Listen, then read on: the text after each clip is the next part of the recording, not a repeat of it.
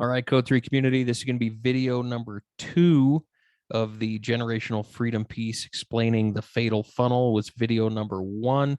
We illustrated a pipeline and how central planners can essentially influence the flow of currency through that pipeline and what some of the effects that has. It's not too long a video. We try not to go too deep, keep it too long.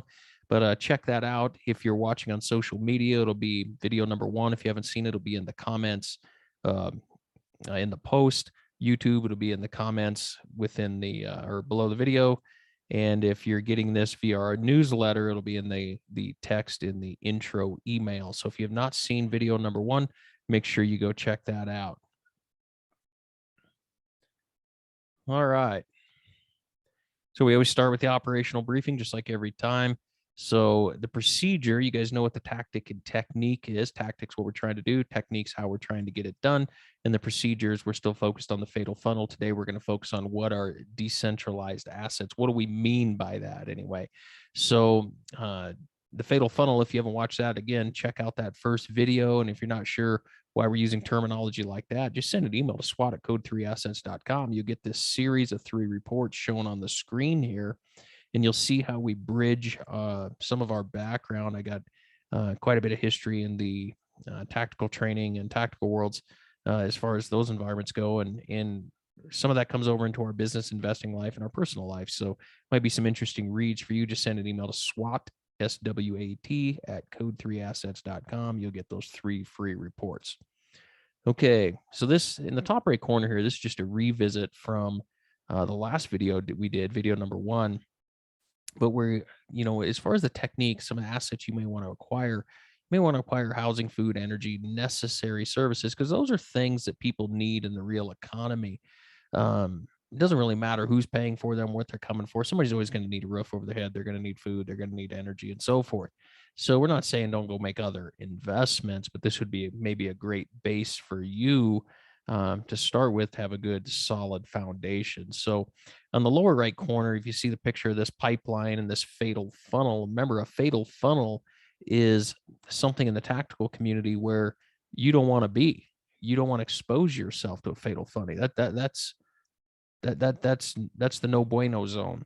So you stay out of hallways if at all possible. You don't linger in doorways. You don't linger in areas that one person can control the flow of many into a particular area.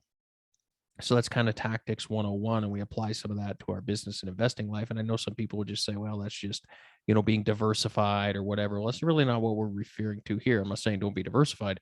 I'm saying that's really not what we are referring to here. So if you have not seen video number 1, some of this may not make quite as much sense to you. So just check out the text in the email if you got it via the newsletter, within the social media post, or in the YouTube text, and the link to video number 1 will be there. It's not too long, but you'll see this same diagram over on the right, along with a number of others.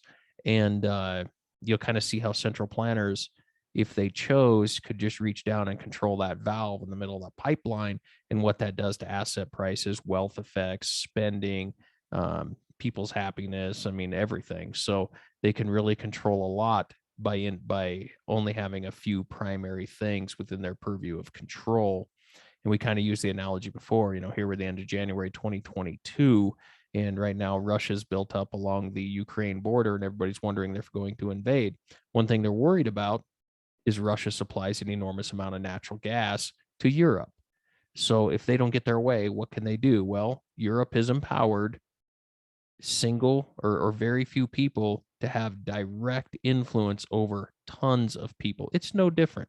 This has been around since the start of human history. It's not political. I don't care which party's in office anymore. They're all just about winning, it seems, and preserving party lines and preserving their careers, because politics have become career-long things instead of windows of time for people to serve other people. At least that's the way it appears on the surface. I've never been there, so I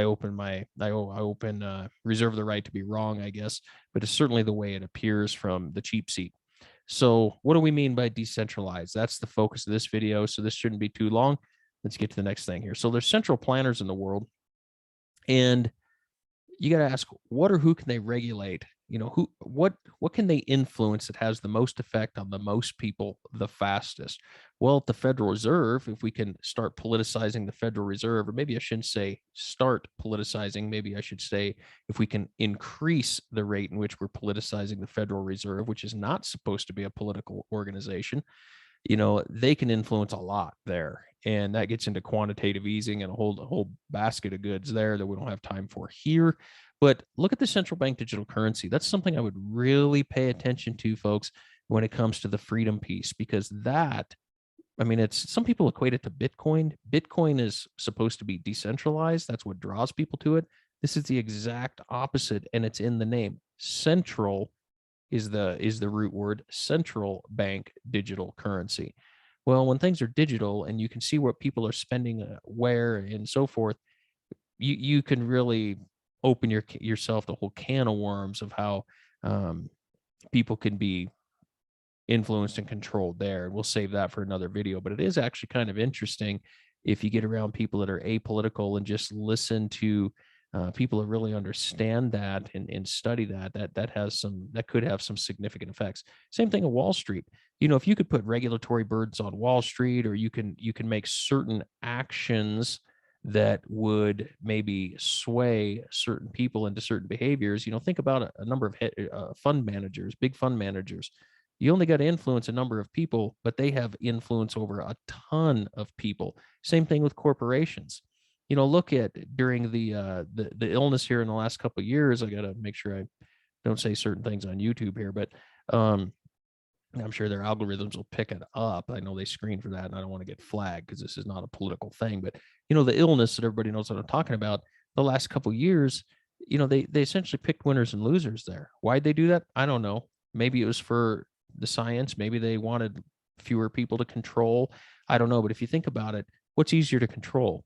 1,000 people that run mega corporations, or 1 million small business owners that are spread all over every place? Well, if you're wanting to control a large volume of people, it'd be a whole lot easier to control the 500 or 300 or 1,000 people than the million. Okay. There's no advantage in trying to run around and control the million people at an individualized level. That would be a nightmare. Pension plans. And then I even threw in local politics and policy. I kind of debated on that, but because I'm really focusing more on macroeconomics, but this has an effect. Political landscapes can change, policy landscapes can change, whether they're in your favor or not. But my point is they can shift. And if those people in those particular areas can have a lot of influence placed over them in a short period of time with that shift. So that's what we're illustrating. You look at, we drew 5 lines here from the little figurines here that are central planners. And if they influence those 5 places, maybe if we even if we just took it down to the Federal Reserve, Wall Street, and large corporations, they've probably influenced probably the majority of the population, if not all of it, especially when you incorporate the Federal Reserve. So my point is, I'm not saying this isn't conspiracy theory. It's not tinfoil hat. It's not, oh, Jay, what are you talking about? I'm just saying, if you put the mechanism in place and people wish to remain in power and control, human beings by nature can become selfish. So I'm just saying that you're exposing yourself to that potential or probability, depending on how you look at it. And I think it's just wise to recognize that. It's no different. Again, I always bring in the tactical stuff. We don't just willy-nilly go on to scenes if we can avoid it. We have plans, and we've studied floor plans and photography, and we plan ingress and egress routes, and we have contingency plans for the contingency plans. And we do not subject ourselves to the control of just a few, 2, 3, 4 fatal funnels, and that's it. That would be insane. So this is tactics 101, just brought over to economics. So obviously we don't like that plan. Let's get rid of that. So if we're not saying own assets everywhere, because if you can't adequately know every market all over the country, that's just too much. But what I'm illustrating here is, if more people through communities like this and other communities that are apolitical, but they're just focused on building wealth, cutting taxes, and preserving generational freedom, because economics is freedom.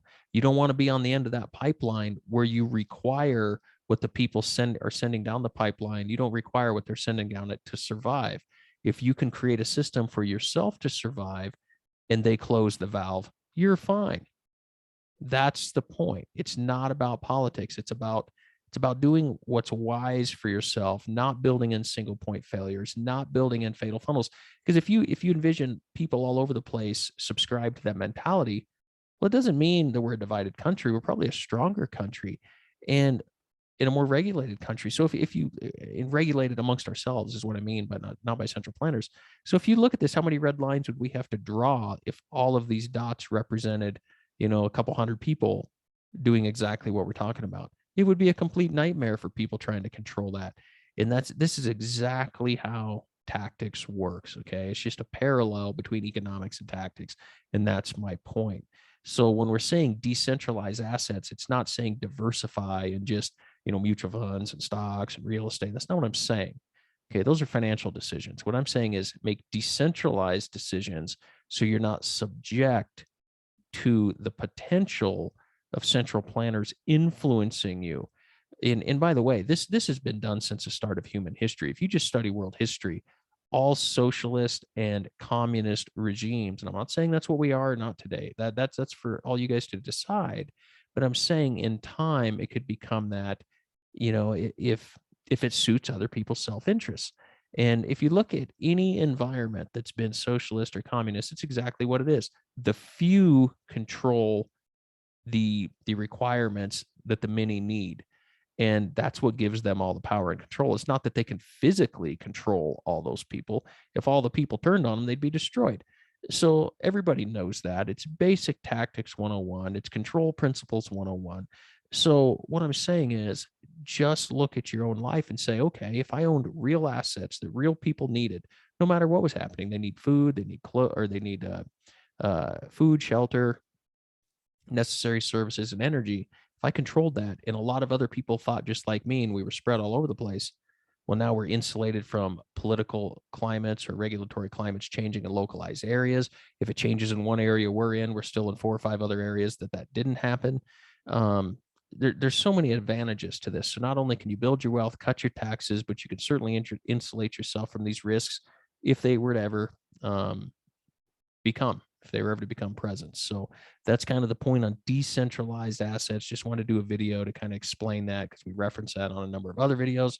So hopefully you found that helpful. So what can you do now? Win. What's important now? You can join our community and protect generational freedom.